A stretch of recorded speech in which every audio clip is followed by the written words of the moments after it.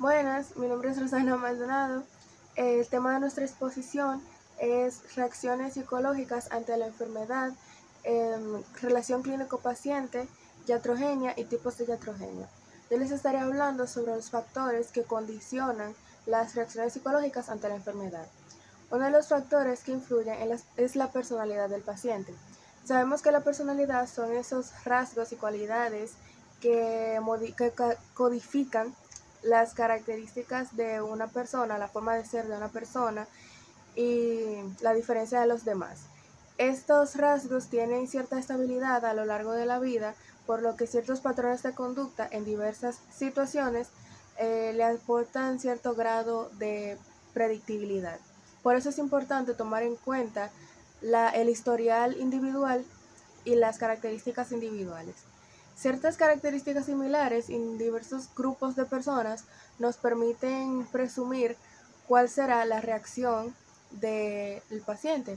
Como por ejemplo, una persona histérica va a responder de una manera muy diferente a la de una persona con rasgos obsesivos o una persona paranoide con su desconfianza y su susceptibilidad y una persona esquizoide con su frialdad en las relaciones interpersonales.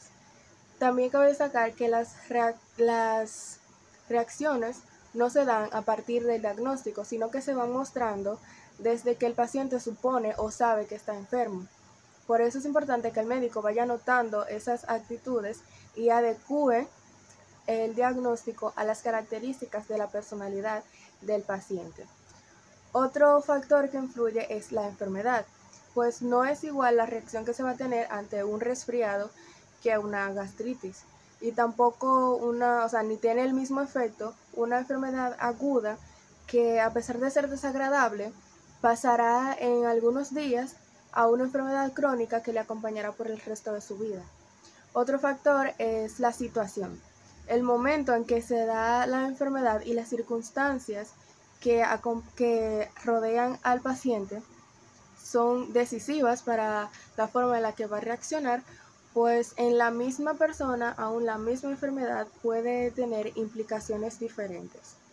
Existen también tipos de actitudes, como está la actitud ante el diagnóstico. Algunas personas son más, si se sienten algo, van al médico esperando saber por qué se sienten así, qué es lo que tienen, y otras lo evitan a toda costa por temor a lo que le vayan a decir, porque no pueden soportar la idea de que les digan que tienen una enfermedad incurable y prefieren morir sin saberlo. Está la actitud ante los exámenes complementarios. Algunas personas tienen una actitud colaborativa, se hacen todos sus exámenes, incluso le preguntan al médico qué pueden hacer para curarse más rápido, para que todo resulte mejor. Y otras personas son muy temerosas y se angustian y no quieren seguir haciéndose exámenes por temor a los resultados. Ahí es cuando el médico debe orientarlo, debe explicarle cómo son las cosas y motivarlo a que colabore con hacerse los exámenes. Y hay otro tipo de actitud que es la actitud ante el tratamiento. Hay diferentes actitudes dependiendo de los distintos métodos terapéuticos. Entonces, el doctor debe ver esas actitudes y usar sus conocimientos para convencer al paciente de la importancia y la necesidad de que se dé ese tratamiento sin que sea modificado. Cuando se trata de un tratamiento que lleva alguna intervención quirúrgica, los sentimientos de temor, ansiedad e incluso depresión en algunos casos es muy generalizado. Por lo general, cuando un tratamiento es doloroso, provoca ansiedad y temor en los pacientes, por lo que eso es algo que el médico debe prever y atender. En conclusión, y para darle paso a mi compañera Luz Gabriela con algunas reacciones negativas, podemos decir que toda enfermedad conlleva unas reacciones psicológicas que deben ser atendidas en conjunto con la enfermedad en cuestión. Saludos, mi nombre es Luz Gabriela Rivera Villamán y a continuación yo les estaré hablando sobre los mecanismos de defensa. Los mecanismos de defensa son mecanismos principalmente inconscientes que el individuo emplea para defenderse de las emociones, de pensamientos que le desarrollarían ansiedad, de sentimientos depresivos o de una herida en la autoestima si ésta llegase a la conciencia. Tipos de mecanismos de defensa. Se suelen clasificar en dos, los cuales son primarios y secundarios. Todo va a depender en la función que esto aparezca en el desarrollo de todo individuo. Los mecanismos de defensa primarios. Estos suelen aparecer en las primeras épocas de la vida y tienden más a negar la realidad. Los mecanismos de defensa secundarios. Esto aparece en la época tardía del desarrollo del individuo y tienen un criterio crítico sobre la realidad. Los mecanismos de defensa, todos contamos con ellos ya que son una parte íntegra de todo ser humano. Se consideran patológicos cuando se abusan de ellos o cuando son sumamente rígidos. Entre los mecanismos de defensa, los primarios podemos encontrar el retraimiento, la negación, el control omnipotente, la idealización y desvalorización y la disuasión. Entre los mecanismos de defensa secundarios podemos encontrar la represión, la regresión, el aislamiento, la anulación y la sublimación. Gracias. Muy buenas noches, mi nombre es Katrina Wells y yo les estaré hablando de las reacciones psicológicas frente a la enfermedad. La primera de ellas es la ansiedad. Ese miedo, esa intranquilidad que le da a la persona porque está experimentando algo nuevo, esa desesperación repercute en el cambio de apetito, en el cambio de sueño, que la persona no quiere comer, no quiere dormir, etc. Por ende, sus quejas son más frecuentes. La segunda reacción es la depresión. Esta suele darse por la falta de salud, que cuando una persona no se siente bien, se siente demasiado triste y por eso tiende a darle depresión. También por la causa de vivencias, por la pérdida de vivencias, que como ya no puede hacer las cosas que hacía antes, eso le causa un gran dolor y por ende cae en depresión. Y la última de estas tres es la soledad, temor a la soledad y la invalidez.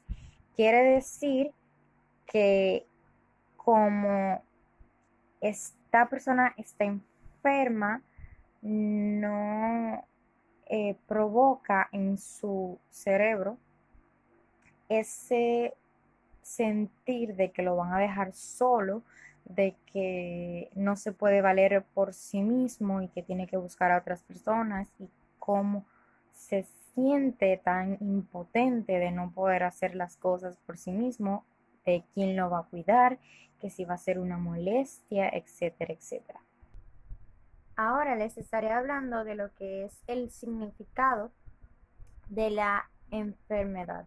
Muchas personas acogen la enfermedad como si fuera un castigo, que me está pasando esto porque yo me lo merezco, o un castigo inmerecido, como que me está pasando esta enfermedad que no me debería de estar pasando a mí porque soy una persona responsable, etcétera.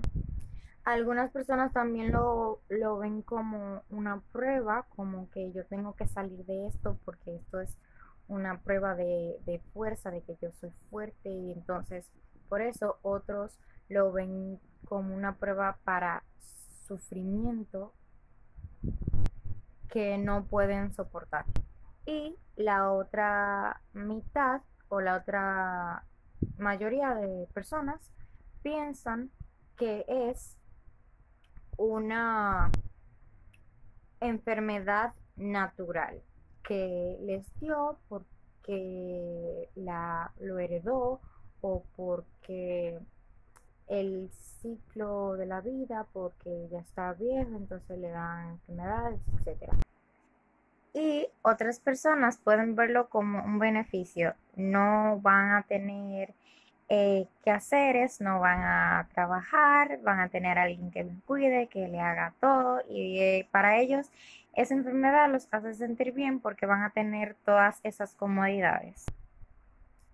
A continuación les estaré hablando de los diferentes mecanismos de defensa que son el primero es la regresión, que el individuo deja su independencia para encontrarse con lo que era de niño. Quiere decir que se encuentra por ejemplo, una persona de vieja se ve como cuando era niño porque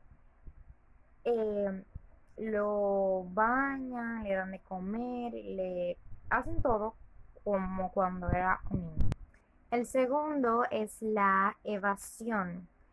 Con evasión es que aleja todo pensamiento de que tiene la enfermedad,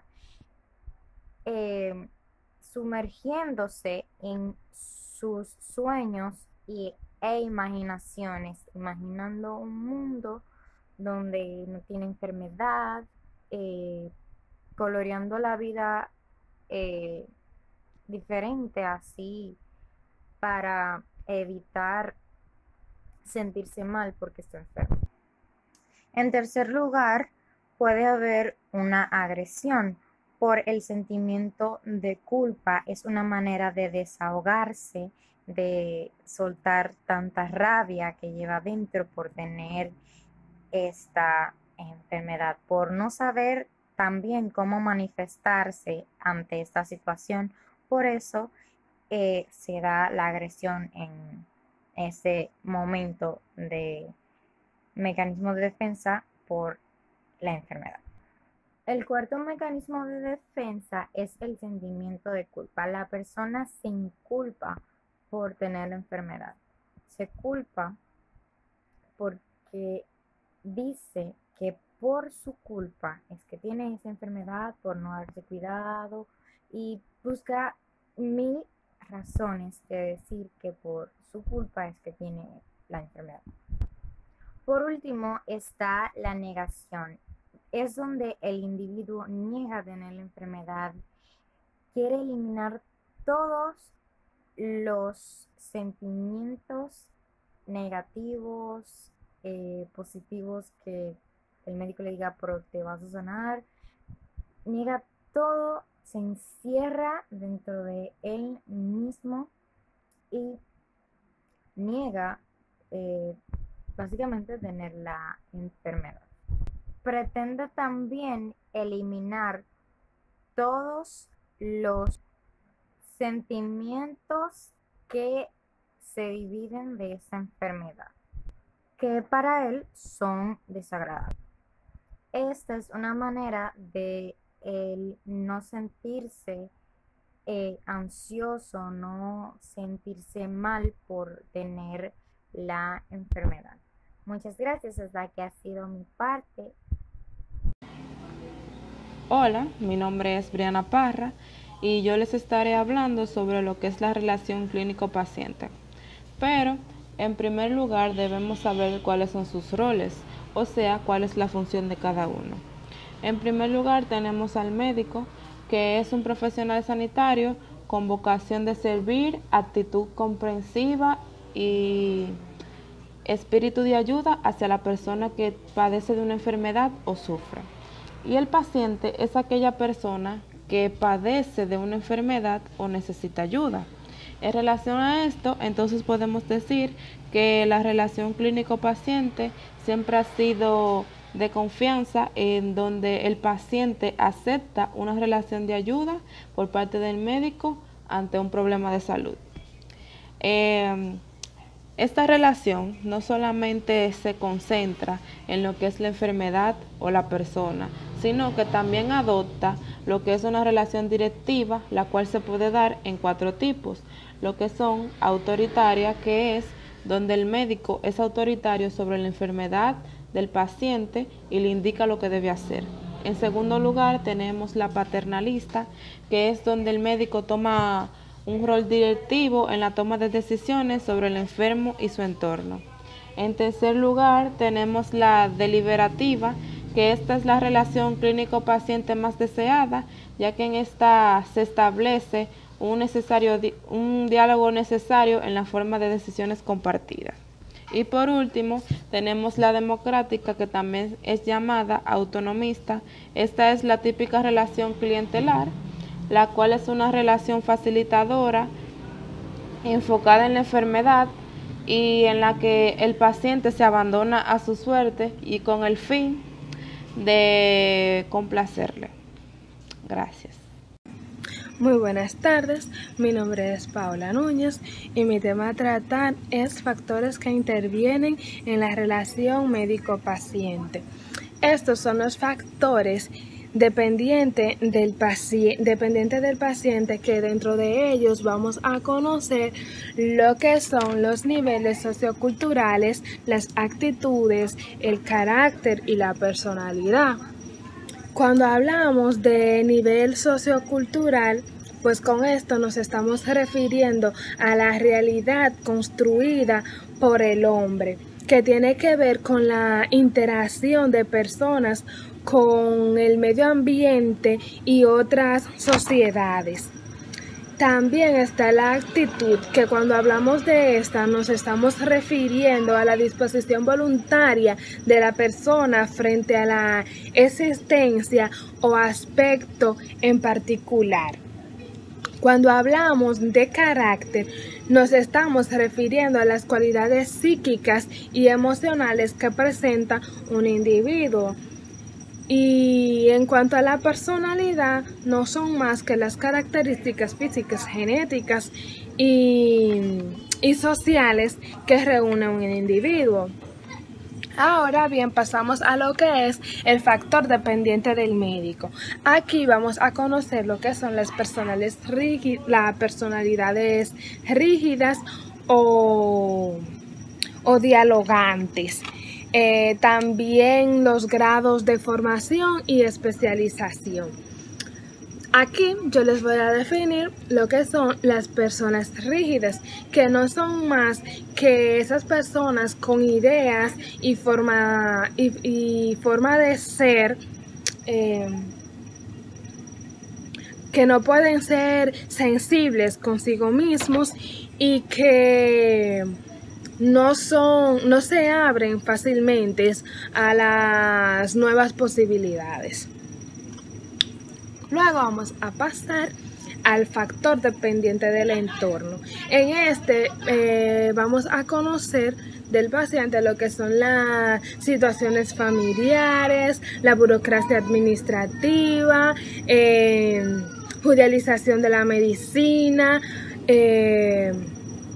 precisión asistencial, disponibilidad de recursos y tiempos, intervención de un mayor número de profesionales sobre un mismo paciente y pues por último la política sanitaria.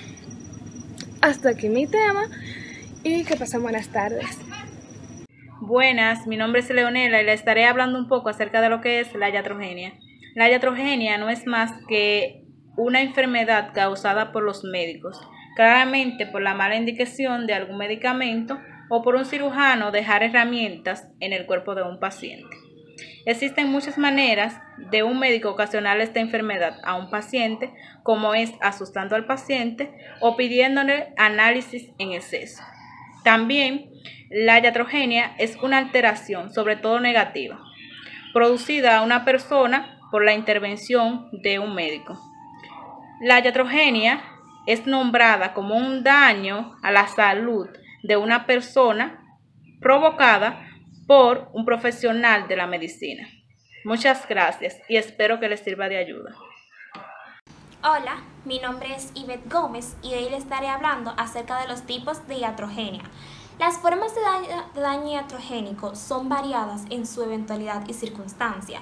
Según Pérez Tamaño, la iatrogenia se puede clasificar en dos tipos: positiva y negativa.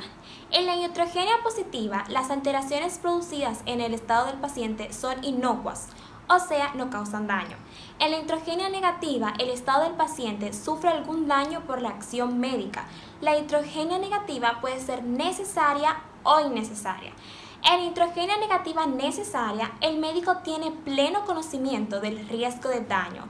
Es un riesgo esperado, previsto, que no produce sorpresa y el médico lo reconoce como un riesgo propio de sus acciones a favor del paciente. En su decisión se ha ponderado el cociente beneficioso daño, es decir, el riesgo de producir un daño para alcanzar un resultado conveniente para el paciente. El médico evalúa previamente la conveniencia de usar recursos que por una parte tendrán efectos beneficiosos, pero en otra causarán efectos indeseables producidos por las drogas o procedimientos empleados. Pero en ningún momento ha existido descuido, equívoco o ignorancia. La potencialidad de hacer daño es inherente a la práctica de la medicina. De hecho, cada una de las acciones del médico tiene un efecto bueno y un efecto malo. Por ejemplo, la extirpación radical de un tumor maligno puede salvar la vida del paciente, pero a su vez producir mutilación y discapacidad. Es sabido que todos los medicamentos, además del efecto benéfico, tienen efectos adversos. Esta duplicidad de efectos se regulan técnicamente bajo el principio del doble efecto. Según este principio, es lícito realizar una acción de la que se siguen dos efectos, uno bueno y otro malo, pero en el que el bueno tiene que ser proporcionado, es decir, el resultado final, el bien obtenido, debe superar al mal accidental acumulado. En la iatrogenia negativa innecesaria, comúnmente llamada iatrogenia, la acción médica ha producido un daño que no tiene por qué ocurrir, es consecuencia de ignorancia y es éticamente inadmisible. Dentro de la iatrogenia negativa necesaria se incluye la mala práctica, malpraxis, que es el daño por conducta negligente. Gracias.